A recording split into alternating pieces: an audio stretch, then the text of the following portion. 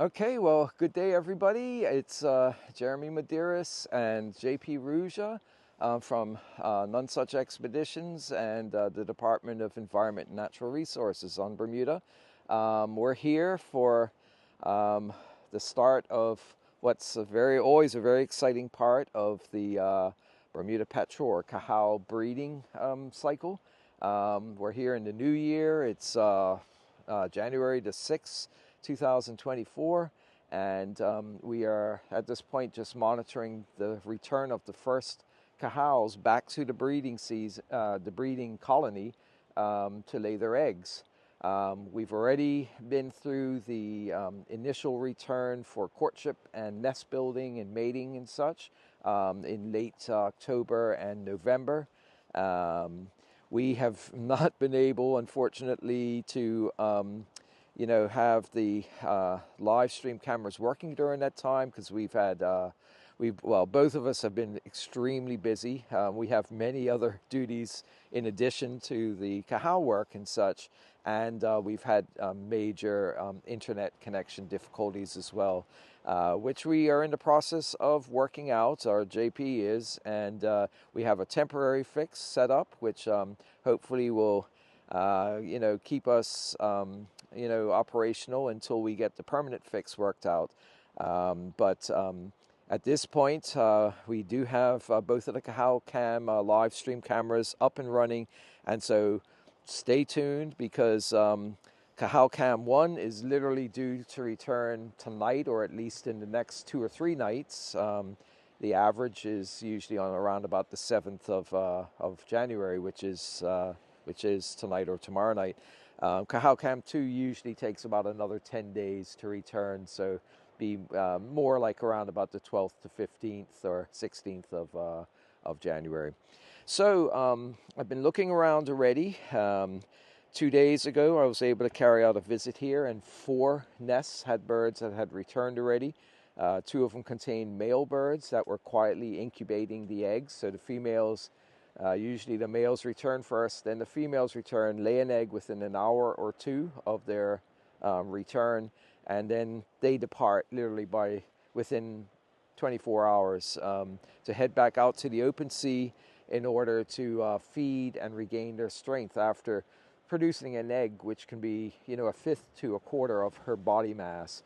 And to put that in perspective, the equivalent would be for a human of a woman having a 30 to 35 pound baby. It takes a lot out of them to produce an egg that big. And that's why they can only produce 1 a year. That's it. If anything happens to that egg, that's it for the season. So we have been going around. There were 2 other nests with pairs in it, but they had not laid eggs, which probably means they won't be laying eggs this year. One of them is a brand new pair, prospecting birds. The male bird, in fact, was born right here in Nonsuch to one of the pairs of translocated birds. So it's good to see that continuing. Just looking around, we found 2 other nests that have newly returned birds that have literally returned in the last night or 2.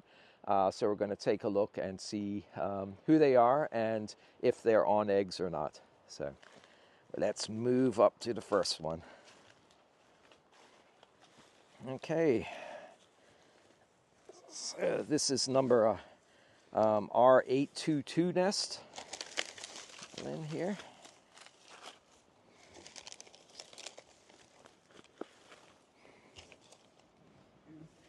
And yep, there's a single bird back on the nest. I had to rebuild most of the nest because the land crabs, it's been so wet and rainy, the land crabs have been more active than usual, and they've eaten all the nest material. It's one of the problems that we face. And there is an egg. Yep, there's an egg in there as well. So this is most likely the male, although it could be the female. But I'll take a look at the egg shortly. But that egg has been laid in the last 48 hours. So it'll be very interesting to see. I don't expect to see any signs of an embryo already. That normally doesn't become visible until, the eggs are about 4 or 5 days old. So it's there, but it's just too small to turn up when we candle it. So I'll take a look at this bird. All right, let's see how much this weighs. Not very heavy, so I still think it's the male, but yeah, it's only, let's see, 352, so minus the weight of the bag, 332 grams. If it was a newly returned male, I expected to be closer to 400 grams, but it's possible. Okay, I'm going to measure the wing, outer wing length or wing chord as well. 274 millimeters. And the band number is E0473. So this is the female, actually. E0473. Yeah, this is the female bird. So the male hasn't returned yet, so she'll stay on the egg for a few days until she is sure that he's returned, and then he can take over. So I am going to take a quick look at the egg. It's quite a small egg this year. Yeah. Okay, so we've just weighed the egg. It's 56 grams, which is not a very big one. The other ones I had checked were 59 grams and 58 grams. I'm going to do a quick check of its dimensions. Is the length of the egg is 53.6 grams. 53.6 millimeters. Have to be very careful doing this because these calipers could very easily damage the eggshell. And the egg width is 42.3 millimeters. Yeah, that's a fairly small egg, but it's not tiny. It's certainly fully capable of producing a viable embryo.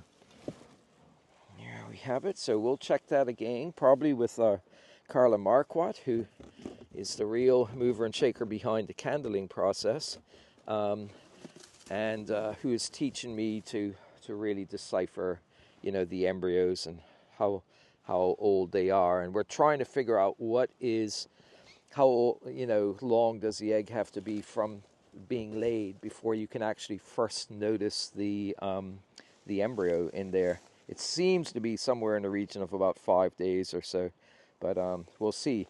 And it's important to get the date of when this was laid. So yeah, she's been preening herself. Look, she's got a bit of down stuck in her nostrils, so I'm going to try and, there we go, remove that. You can see she's a little bit more of a delicate bird. The male bird from here is quite a large one. And his I think last year, he was one of the heaviest ones. He weighed in at an impressive 473 grams at the beginning of egg incubation. So she's actually still quite heavy for a bird that has laid an egg, a 56-gram egg. So I'm going to put her in the entrance so she can get back. And there we go. That's one of the shorter entrances for a Cajal nest, mainly because it's hidden in the tall grass. Good, okay. So at least we can confirm a third egg here at the A colony. Okay, so we're going to go check the next nest that has a bird in it. And that is a brand new pair. So I don't expect to see an egg in here. They may have just been early returning, but it's possible. If so, it would be the first egg for this pair. This is a brand new pair that only formed last year, last breeding season. So, about 7 or 8 months ago. Yeah. Oh, it's certainly acting like it's on an egg. Yep, there's an egg. And it's quite a large egg too, which is always a good sign. So that's the first, and this is the male. I can tell he's quite brawny and heavy compared to the last bird. And he also looks newly returned. See, he's hardly got any mud. It's very wet soil in there. He's hardly got any mud on his underside or his tail feathers.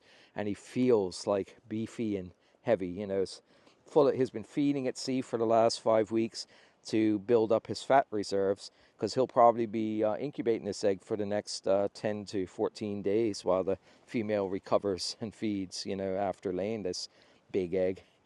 So, yeah, what I'm going to do is just take a quick look at the egg, which is somewhat buried, and then Oh boy, the egg was sitting right next to two big pebbles. We call these egg killers because this can easily punch a hole through an egg. So that's one of the reasons why it's extremely important to check these nests regularly, because crabs burrowing into these, and look at that, a handful of rocks and pebbles, each one of those could break this egg and cause failure, you know. So that's why it is very important to do these.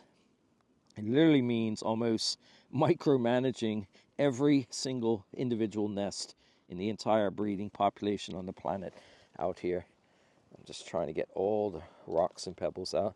I'm actually going to put more nest material. It's kind of a sparse nest. So I'm going to check the egg first though. Doesn't look like it's got any pips or damage yet, thank goodness. There is one very small pip right here. It's not enough to cause a problem, but it's definitely, yeah. If this thing had been in with those rocks resting against it even for one more day, that probably would have been it. It probably would have punched through and failed. Yeah.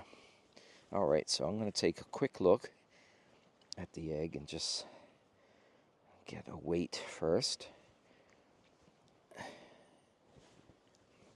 Yeah, that's the thing I fear the most, because all the work that you've done to make this nest for them and attract the birds here, and all the time and effort it takes to establish a new colony, can all be undone very quickly.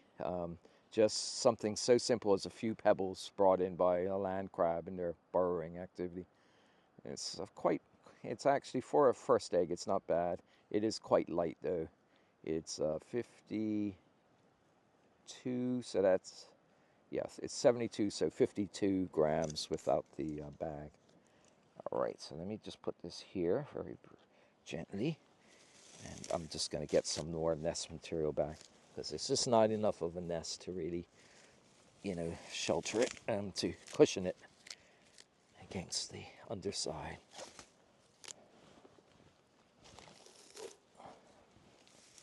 Luckily, there's plenty of nest material in the form of grass and everything right around the nests, so it's a ready supply of it. And this is the best nest material right here. It's West Indian grass, which is actually makes the best nest material by far. It's just the perfect softness and got a lot of thatch in it and stuff. Okay. Yeah, I'm gonna get even more. And then once the nest is rebuilt and beefed up a bit, then I will check the bird, replace the egg and check the bird.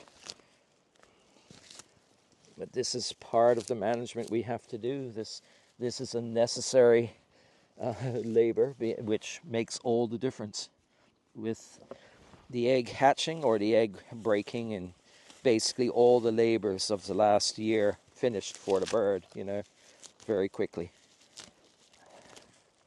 So anything we can do like that to, increase the breeding success rate, that helps the whole population to increase.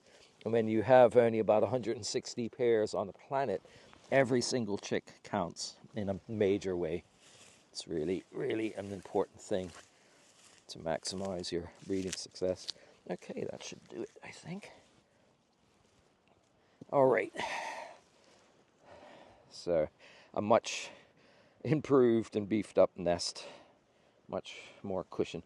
So I'm going to just get the measurements for the egg now. The length first.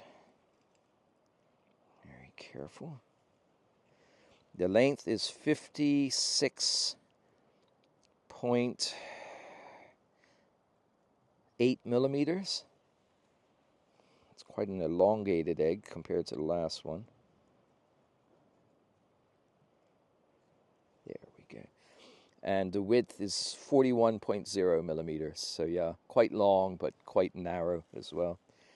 So that's the first egg for this new pair. I'm really impressed. They've produced an egg their first full year of nesting together. Sometimes it takes a new pair 2 or 3 years of trying before they are successful. So it's always a good sign that perhaps you're looking at a very good nesting pair for the future if they produce an egg on their first year. It's something we really look for. All right, add a little tiny bit more grass. Sorry.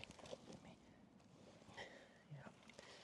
Okay, so I'll replace the lid and take a look at the bird itself. Okay. All right, sorry I've been waiting. He's actually been very quiet, very quietly waiting. Probably because he's well fed and pretty happy. Yeah, this is more like what you'd expect. It's still a little on the light side for a returned male, but it's almost 400 grams. Let's see, 404. So that'll be 384 grams, the weight of it. So that's pretty good. Wing cord. That's a big surprise. So it's unusual to have a new pair returning this early. Normally they're among the last to return because they're inexperienced, but I've been seeing, much more vigor. 270 millimeter wing cord. I've been seeing much more vigor in these new pairs than in the past. They come online breeding almost immediately. Sorry, mate. I just need to check your band number and then that's it. Then I'll put you back. Okay, so the band number is E0853. Okay, I know which bird this is. This is actually a bird. I'm pretty sure it is from the original R818 nest, which is the one that Summers came from, which was the very first Cahal nest on Nonsuch Island. And because that is one of the few nests I can't get to the chick in the burr, so I can't band the chicks from there. And the male birds are almost always from Nonsuch. Okay, so here we go. Yeah. So, yeah, he's back in his nest. So this is number R839, and this is actually the newest pair at the A colony site here on Nonsuch. So that makes 6 nests now with birds in it, and 4 eggs that have been confirmed. So let's check the other half of this colony and see if we find any more. Hopefully we'll find at least a couple more nests with newly returned birds in it, so we'll see. Okay, so we'll see you guys. We'll be doing much more videos of this. We're going to be working diligently to keep the cameras online, and make sure to watch because we should be seeing the birds returning, laying the egg, and then the male taking over from the female with Cahal Cam 1 in the next couple of nights, next 2 or 3 nights, with Cahal Cam 2 probably in the next week or 2. So. Well, continue with the tour, and everybody just have a great day, and it's good to be back and everything for this exciting part of the Cahal breeding cycle and one of the most critically endangered seabirds on the planet. So everybody have a good one.